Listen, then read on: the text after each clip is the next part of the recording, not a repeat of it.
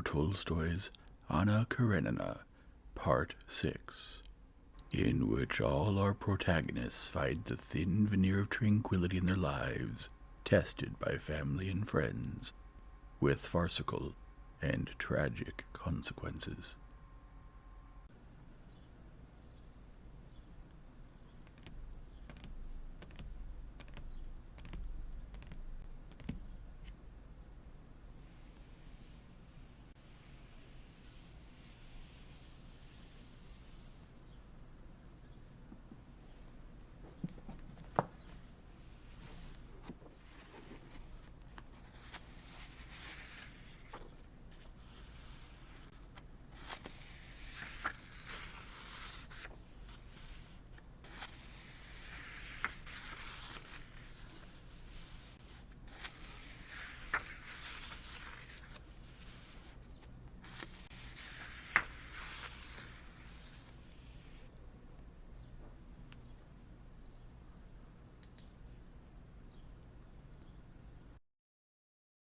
Chapter 21. No, I think the princess is tired, and horses don't interest her, Vronsky said to Anna, who had suggested strolling over to the stud farm where Zvyazhki wanted to see the new stallion. You go, and I'll take the princess home, and we can talk, he said. If you'd like that, he turned to her.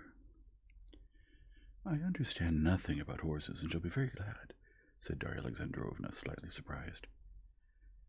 She saw by Vronsky's face that he wanted something from her, nor was she mistaken.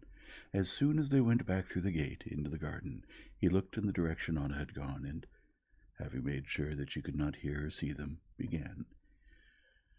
You've guessed that I wanted to talk with you, he said, looking at her with laughing eyes. I'm not mistaken in thinking that you're Anna's friend. He removed his hat, took out a handkerchief, and wiped his balding head. Darya Alexandrovna made no reply and only looked fearfully at him. Now that she was left alone with him, she suddenly became frightened. His laughing eyes and the stern expression of his face scared her. The most varied suppositions as to the subject of his talk with her flashed through her head. He's going to ask me to come here and stay with my children, and I'll have to say no to him, or become part of Anna's circle in Moscow. Or is it about Vasenka Veslovsky and his relations with Anna?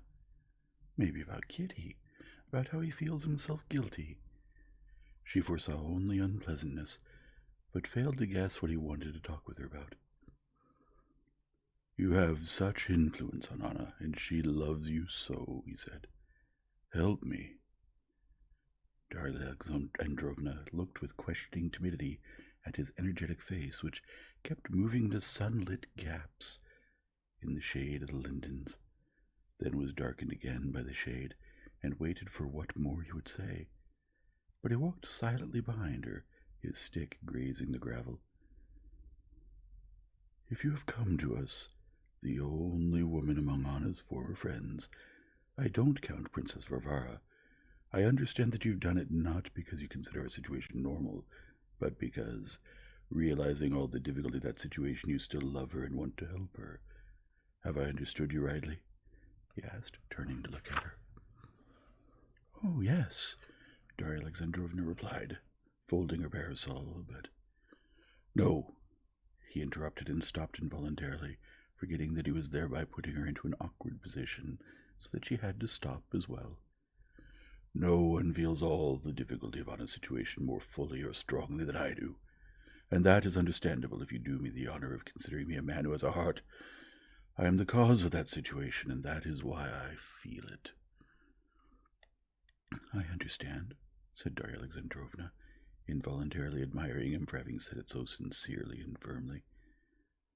But precisely because you feel yourself the cause of it, I'm afraid you exaggerate, she said.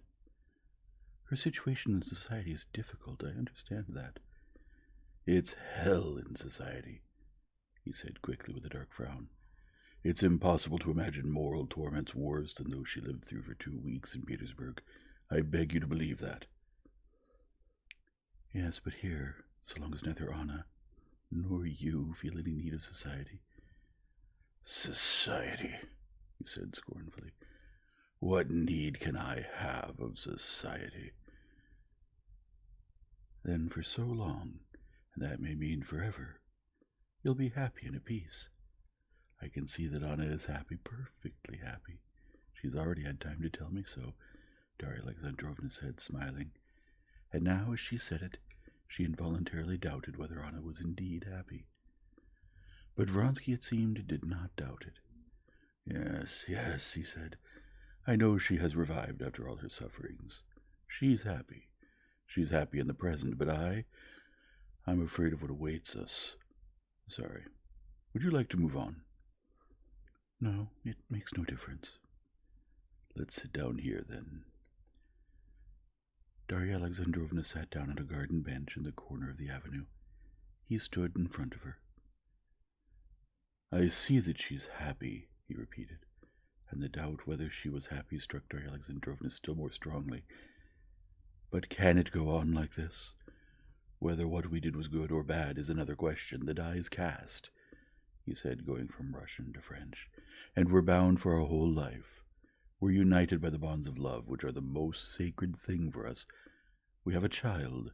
We may have more children, but the law and all conditions of our situation are such that thousands of complications exist that she doesn't see, and doesn't want to see now, as she rests her soul after all her sufferings and ordeals. And that is understandable, but I can't help seeing them. My daughter, according to the law, is not my daughter. She is Karenin's. I do not want this deceit, he said with an energetic gesture of negation, and he gave Darya Alexandrovna a gloomily questioning look. She made no reply and only looked at him. He went on. And tomorrow a son will be born. My son, and by law he is a Karenin. He is heir neither to my name nor to my fortune, and however happy we may be in our family, and however many children we may have, there will be no connection between me and them. They are Karenins. You can understand the burden and horror of the situation. I've tried to say it to Anna. It annoys her. She doesn't understand, and I can't say everything to her. Now look at it from the other side. I'm happy in her love, but I must be occupied. I have found an occupation, and I'm proud of that occupation and consider it nobler than the occupations of my former comrades at court and in the service, and I certainly would never exchange it for what they do. I work here, staying put, and I'm happy, content, and we need nothing more for happiness. I love this activity. Cela n'est pas un pis-aller. On the contrary. Darya Alexandrovna noticed that at this point of his explanation he became confused, and she did not quite understand this digression, but she sensed that once he had begun talking about his innermost attitudes, which he could not talk about with Anna, he would now say everything, and that the question of his activity on the estate belonged to the same compartment of innermost thoughts as the question of his relations with Anna. And so to continue, he said, recovering himself, the main thing is that, as I work, I must be sure that my work will not die with me, that I will have heirs, and that is not the case. Imagine the situation of a man who knows beforehand that his children by the woman he loves will be not his, but someone else's, someone who hates them and does not want to know them. It's terrible. He fell silent, obviously in great agitation. Yes, of course, I understand that. But what can Anna do? Asked Darya Alexandrovna. Yes, that brings me to the point of what I'm saying, he said, making an effort to calm down. Anna can do something. It depends on her. A divorce is necessary even in order to petition the Emperor for adoption, and that depends on Anna. Her husband agreed to a divorce. At that time your husband had it all but arranged, and even now I know he would not refuse. It would only take writings to him. His answer then was that if she expressed the wish he would not refuse. Of course, he said gloomily, this is one of those Pharisaic cruelties that only such heartless men are capable of. He knows what torment any remembrance of him costs her, and knowing her, he demands a letter from her. I understand that it torments her, but the reasons are so important that she must passer par-dessous tout, C'est finesse des sentiments. Il y va du bonheur et de l'existence d'âme et des ses enfants.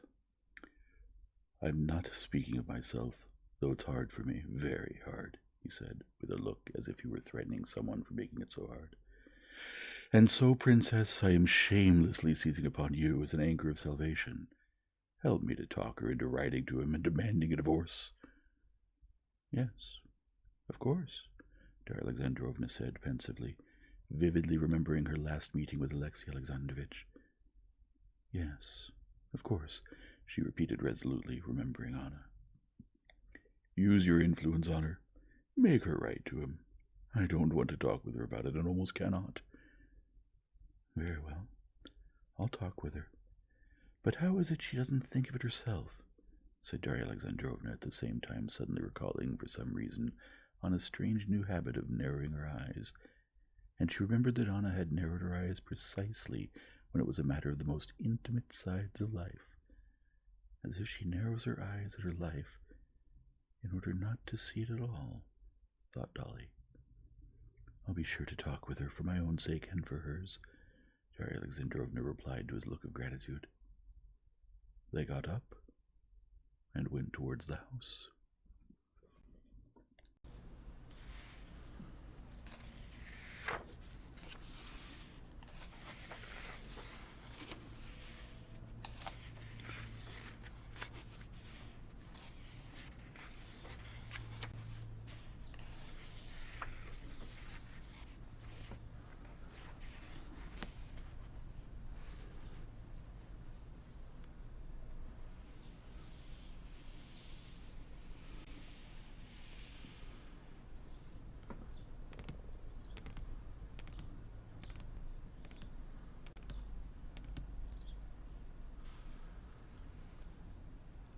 If you enjoy this format, please leave a like and subscribe and return tomorrow for the next chapter.